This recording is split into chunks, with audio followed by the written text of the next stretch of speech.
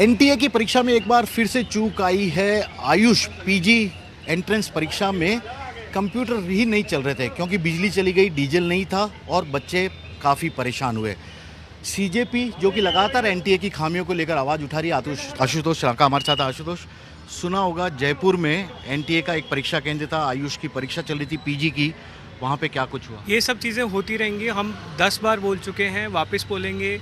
जब तक आप स्ट्रक्चरल रिफॉर्म्स नहीं लेके आएंगे, कौन से एग्ज़ाम सेंटर्स में ये पेपर्स हो रहे हैं, उनकी किस तरह से आपने टेक्निकल ऑडिट कराई है, वहाँ पे बैटरी बैकअप क्या है, वहाँ पे सर्वर सिक्योर हैं नहीं हैं, आपके पूरे सिस्टम की डिजिटल सिक्योरिटी कहाँ है, क्या है, कौन सी फर्म्स इन एग्ज़ाम्स को कंडक्ट करा रही है, आपका कोई प्लान नहीं है।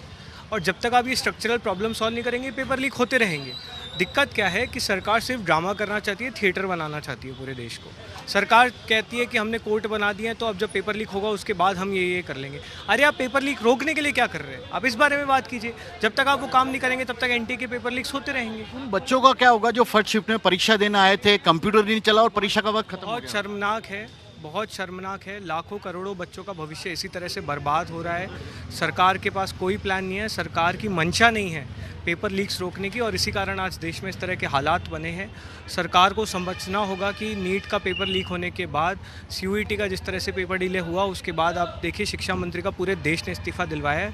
आपने अगर एनटीए में रिफॉर्म्स नहीं लाए, आपने एनटीए को डिसॉल्व नहीं किया, तो ये आंदोलन बहुत बड़ा हो जाएगा देश भर में जो अभी गुस्सा चल रहा है। आशु, कल जिस तरह से कवरपुरा की घटना हुई है उस पर पुलिस ने एफआईआर दर्ज कर ली है। क्या जो धाराएं लगाई गई आप उसे संतुष्ट हैं? क्योंकि आप कह रहे थे जानलेवा हमला था। नहीं, अभी मैं एफआईआर की कॉपी में देख नहीं पाया हूँ, हमारी लीगल टीम उसको एनालाइज कर रही है, लेकिन पूरे देश ने देखे हैं। आपके खुद के चैनल पे वो विजुअल्स लाइव चले हैं, तो पूरे देश ने देखा है किस तरह की मारपीट की घटनाएं, हिंसा की घटना हुई है।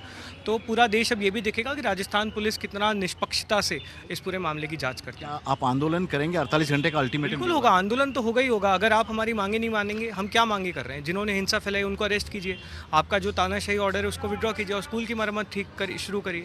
तो आप उनको नहीं मानेंगे तो बिल्कुल आंदोलन एक आखिरी सवाल, एक स्कूल है शिक्षा मुख्यालय से करीब 2.5 किलोमीटर दूरी, उसकी हालत आपने भी देखी, क्या कहना चाहेंगे उस स्कूल के बारे में जिसकी तस्वीर दिखाने से सरकार मना कर रही है? मदन दिलावर जी के हिसाब से वहाँ पे बच्चे सुरक्षित हैं, बच्चों की निजता का पालन किया जाना चाहिए और बच्चों को स्टिन शेड में पढ़ने देना चाहिए। मदन दिलावर जी यही चाहते हैं, लेकिन मदन दिलावर जी को समझना पड़ेगा कि अगर आपने ये स्कूल ठीक नहीं कराएं तो पूरे राजस्थान में इस तरह का आंदोलन होगा कि सीधे आपकी कुर्सी तक बात लकड़ी की छप, उसके कोई शर्म नहीं है इनको, कोई मतलब नहीं है। इनके खुद के बच्चे प्राइवेट स्कूल्स में पढ़ते हैं, खुद अपने बच्चों को पढ़ने विदेशों में भेजते हैं या फिर यहाँ पे नेता बना देते हैं।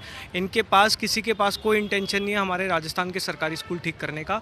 तो इन लोगों से उम्मीद नहीं है, जनता से उम्मीद है। जनता को सड़कों पे उतरना होगा, अपने हकों के लिए लड़ना होगा। अपने हकों के लिए लड़ना पड़ेगा। एनटीए तक भी आवाज़ पहुंचाएंगे और शिक्षा मंत्री को भी ये लोग चेतावनी दे रहे हैं कि अल्टीमेटम अभी भी बाकी है, 48 घंटे का मान जाइए, मांगे वरना आंदोलन होगा।